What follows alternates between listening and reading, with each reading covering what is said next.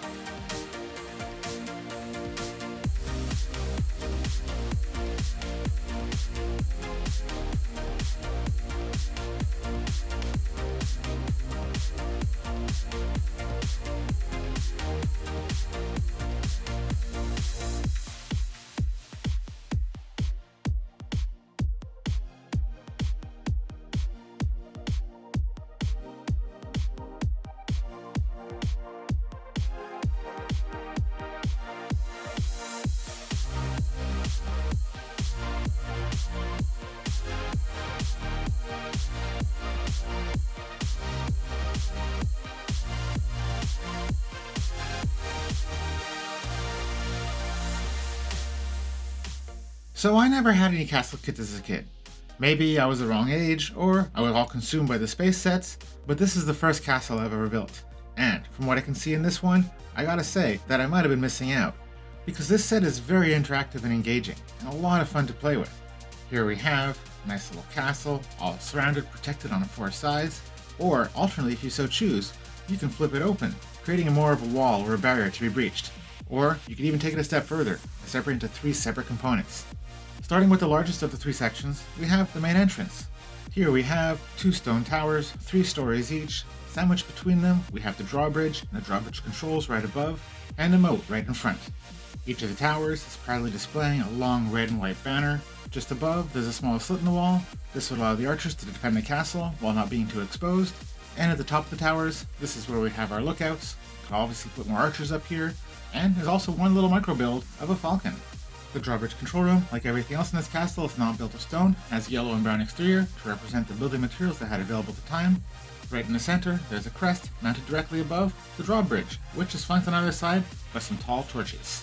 Along the right side, we've got a little vegetation growing in the form of a tree with some flowers in bloom on its branches, and a smattering of mushrooms on the ground. Halfway up the wall, we have one of the elements of the drawbridge control. Rotating this would allow you to raise the drawbridge, but if you want to lower it, first you must check that the ratcheting mechanism is disengaged, otherwise the bridge is locked in its upright position. The rest of the back end is pretty much empty, and off on the left hand side, there's one small protrusion, or a little extension off the side of the tower. The second structure, on the ground floor, is almost entirely a solid wall, with the exception of these two small windows that lead into the prison cell, and this tiny little opening down at ground level, which I guess in the case of a rainstorm would allow the excess water to run off, or maybe it's for the mice. On the second level, there's a walkway for the soldiers to traverse, and the third level provides another lookout tower, this one with a little bit of rain cover. And then back down on the first level, I have the food store, with a fresh baguette, fresh apple, fresh cherries, protected by a little awning, which is right next to the prison, where the prisoner is not looking so fresh. As he's a full-on skeleton, definitely been here for a while, probably would have gotten out sooner if he realized that on the side it was made for a jailbreak. And now to the third structure, which has the most going on, with the water wheel sticking out the side, cozy little cabin right above it, chimney, must be a fireplace inside, and a weather vane on the roof. Around the right side, there's some stairs leading up to the second level so you can get into the cabin, a little treasure chest just beneath with some golden gems within, and a mouse sitting on the steps, eyeing down a nice piece of cheese that some kind Samaritan left for him there. And in the back, we have the Blacksmith's forge, where we have the forge right in the center. On the left-hand side, some armor sitting on a rack waiting for a new owner, and on the right-hand side, the anvil's all set up for a sword to be worked on by the power of the river. For, as you turn the water wheel, a little mechanism will raise and lower the hammer, preparing the sword for the next soldier. And then off on the second floor, we have a modest little throne room, where we have the throne and a little fireplace just behind and to the left, with a candle on a mantle just above. Then on the final side, down at ground level, there's two little buildable chickens and a rooster, who should actually move out of the way because they're very close to your archery target, and if they don't watch out, they'll be dinner. Finally, there's a little well for you to place inside or outside the castle, wherever you see fit. And now to the minifigs, where we get three. First we have this woman with a spear, helmet, and shield. I think she'll be really good on one of the top of the lookout towers. Then we get this older guy with his graying beard, having a helmet and bow and arrow. Unfortunately no quiver, so we better make that shot count. And I think it's pretty clear this guy could go on either one of the guard towers or behind one of the archery ports.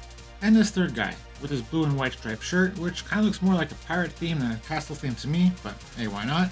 Got a bunch of muck on his face, and I'm gonna guess this guy's the blacksmith. And then we get this really great buildable dragon, which is actually my favorite part of the set.